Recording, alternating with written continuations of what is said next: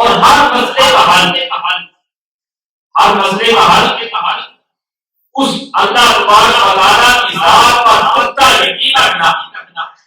یقین کامل رکھنا اس اللہ کی ذات پر، یہ سب سے مسائل کا حل ہے۔ فرعون کے بڑے دربار میں فرعون کا دربار لگا ہوا تھا، بڑے دربار میں ایک شخص کھڑا ہو گیا اور اس نے اس کے منہ پر بڑی سا بات کہی اور اس نے حق بولی اور سچ بولی اعلیٰ ترین مثال میں، اور اس کو معلوم بھی تھا کہ میں جو بات کر رہا ہوں اس کے بدلے وہ مجھے کڑی سے کڑی سزا دے گا، حتیٰ کہ میرے نقل سے بھی وہ بات نہ آئی، لیکن اس شخص نے سچ بولی اور حق بولی کی اعلیٰ مثال قائم کی اور اس سے کہا فرعون مجھے تمہارے جلال، تمہارے منصوبے، تمہاری چاہ، تمہارے غصے کوئی پرواہ نہیں، اس لیے وقود الیامر الی اللہ ان اللہ بصیر بالعباد، اس لیے پرواہ نہیں کہ میں نے اپنے سارے معاملات اس رب ذوالجلال کے حضور سپرد کر دیے، میں نے اپنے تمام معاملات کو، اپنے تمام حالات و واقعات کو رب ذوالجلال کے حضور سپرد کر دیا، وہ میرے حالات سے باخبر۔ جب بندے کے اندر یہ اعتماد آ جائے، یہ حوصلہ آ جائے، یہ بھروسہ آ جائے، اس رب ذوالجلال کی ذات پر پختہ یقین اس کا ہو جائے تو پھر بندے کو اللہ کی تنہا نہیں چھوڑتا، پھر بندے کی وہ مدد ضرور کرتا۔ قرآن مجید میں آتا ہے وَوَفَاهَ اللَّهُ سَيِّئَاتِ مَا فَعَلَ، پھر اللہ تبارک و تعالیٰ نے اس بندے کی مدد کی اور فرعون کی سازش اور چال جو اس بندے کو قتل کرنے کا منصوبہ اس نے بتایا تھا، اس چال سے اللہ نے اس کو بچا لیا، اور فرعون اور اس کے لشکر کا کیا ہوا؟ وہاں کا بھکاری فرعون کو اس کو ایک بڑے عذاب نے آگے دیا اور اس کو اور اس کے لشکر کو پانی میں غرق کر دیا گیا اور نشان عبرت بنا دیا گیا۔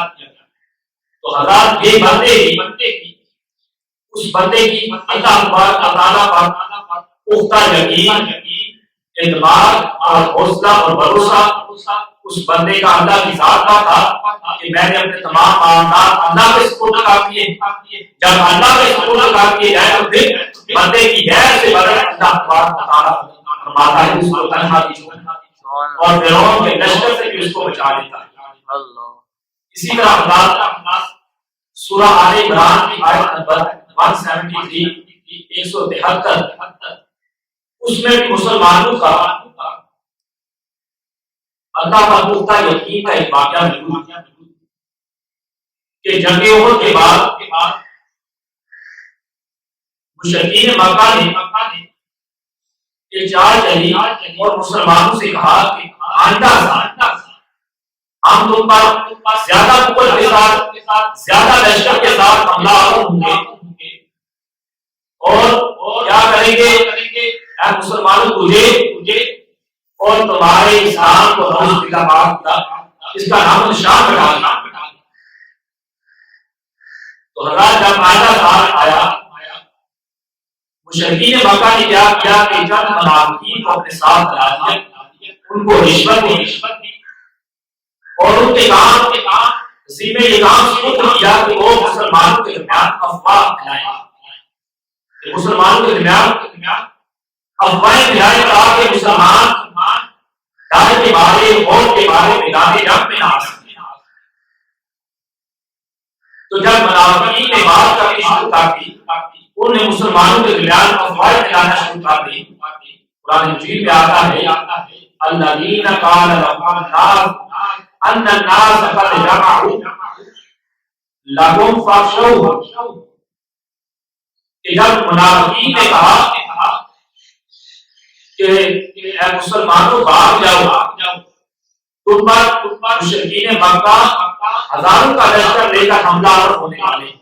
وہ بڑی قوت اور طاقت کے ساتھ پر حملہ آور ہونے والے، تو تم اس لیے کیا کرو؟ فاخشوهم، بھاگ جاؤ، بھاگ جاؤ، اپنے آپ کو بچا لو۔ جب یہ باتیں منافقین کی مسلمانوں نے سنی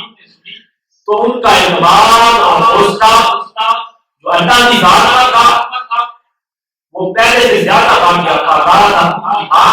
ان کا ایمان اور زیادہ بڑھ گیا تھا، ان کے ایمان میں اور زیادہ اضافہ ہو گیا، اور انہوں نے کہا وقالوا حسبنا اللہ ونعم الوکیل، وقالوا حسبنا اللہ ونعم الوکیل، انہوں نے کہا کہ ہمیں اللہ کافی ہے اور اللہ اتنا ہی اچھا کارساز ہے۔ اس طرح کے الفاظ کہہ کر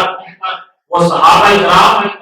یہ جنگ احد کے بعد کا واقعہ ہے، صحابہ کرام حضور علیہ الصلوۃ والسلام کی زیر قیادت، آپ کی قیادت میں بدر کے میدان میں تشریف لے گئے اور ساتھ مسلسل یہ الفاظ پڑھتے ہیں حسبنا اللہ ونعم الوکیل، حسبنا اللہ ونعم الوکیل، حسبنا اللہ ونعم الوکیل۔ ان الفاظ کا ذکر کرتے کرتے بدر کے میدان میں چلے گئے۔ جب بدر کے میدان میں چلے گئے تو ادھر مشرکین مکہ کو اس بات کا پتہ چلا کہ مسلمان جو ہے وہ بدر کے میدان میں پہنچ چکے، تو انہوں نے کیا کیا، راستے سے واپس پلٹ گئے، راستے سے واپس لوٹ گئے، کفار میں مشرکین مکہ راستے سے واپس لوٹ گئے۔ تو مسلمانوں کی اللہ تعالیٰ نے یہ مدد کی اس بنا پر کہ ان کا کامل ایمان، ان کا کامل یقین تھا اس اللہ کی ذات پر، اس اللہ تبارک و تعالیٰ کی ذات پر پختہ ایمان تھا، اعتماد تھا، بھروسہ تھا کہ وہ اللہ ہماری ضرور مدد کرے گا۔ اور اس اللہ نے بھی مسلمانوں کے کامل یقین، پختہ ایمان کی بدولت مسلمانوں کی مدد کی، اور کفار کے دلوں پر مسلمانوں کا روح و دبدبہ قائم کیا، جس کی بنا پر قائدین مکہ، مشرکین مکہ واپس جانے پر مجبور ہو گئے، راستے سے واپس لوٹ گئے اور مسلمانوں کو مسلمان کامیاب و کامران، کیونکہ جب بندے کا اللہ پر اعتماد اور یقین اور پختہ ایمان ہو جاتا ہے تو پھر اللہ کی مدد فرماتا ہے۔ اللہ کہا تھا کہ کافر ہے تو شمشیر پہ کرتا ہے بھروسہ، کافر ہے تو شمشیر پہ کرتا ہے بھروسہ، مسلمان ہے تو بے دیکھ بھی لڑتا ہے سپاہی، مسلمان ہے تو بے دیکھ بھی لڑتا ہے سپاہی۔ تو جب بندے کا اللہ پر ایمان اور پختہ یقین کامل ہو جائے، پختہ ایمان ہو جائے، اعتماد ہو جائے، تو پھر اللہ تعالیٰ اس کو تنہا نہیں چھوڑتا، اس کی مدد ضرور کرتا ہے۔ جب بندے کا یہ اعتماد اور یقین اللہ کی ذات پر ہوگا تو اس کو کوئی بلا، کوئی مصیبت، کوئی پریشانی، کوئی وبا اس کا کچھ بگاڑ نہیں سکتا، اس کا کچھ نقصان نہیں کر سکتا۔ آج ہم اپنے حالات پر ذرا غور کریں اور دیکھیں، آج ہم چھوٹی چھوٹی آزمائشوں، چھوٹی چھوٹی پریشانی، چھوٹی چھوٹی وباؤں سے گھبرا جاتے ہیں۔ آج اس کی وجہ کیا ہے؟ وجہ یہ ہے کہ یہ ہمارے ایمان کی کمزوری ہے، یہ ہمارے ایمان کی کمزوری، جس کی وجہ سے ہم چھوٹی چھوٹی آزمائشیں، چھوٹی چھوٹی پریشانیوں سے گھبرا جاتے ہیں۔ اب سوال یہ ہے گھبراتے کیوں ہیں؟ ان آزمائشوں سے، ان مصیبتوں سے، وباؤں سے، اور اس کا جواب کیا ہے؟ جواب یہ، سوال تو یہ ہے کہ ہم چھوٹی چھوٹی آزمائشوں سے گھبرا جاتے ہیں، وباؤں سے گھبرا جاتے ہیں۔ اب جواب کیا ہے؟ ان آزمائشوں اور وباؤں پر قابو پانے کا طریقہ کار کیا ہے؟ اس کا جواب یہ ہے کہ آزمائشوں اور مصیبتوں اور پریشانیوں سے نجات پانے کا طریقہ کار یہ ہے کہ ہم قرآن مجید کی تلاوت کریں، قرآن مجید کی تلاوت کریں، قرآن مجید کی ترجمہ اور تفسیر کے ساتھ پڑھیں، قرآن مجید کو ترجمہ اور تفسیر کے ساتھ ہم پڑھیں گے۔ جتنا ہم قرآن پڑھتے جائیں گے، جتنا ہم قرآن مجید کی تلاوت کرتے جائیں گے، جتنا ہم قرآن مجید کو سمجھیں گے، اتنا ہمارے ایمان میں یقین، پختہ یقین جو ہے اس میں اضافہ ہوتا جائے گا. اور جو قرآن مجید پڑھتے جائیں گے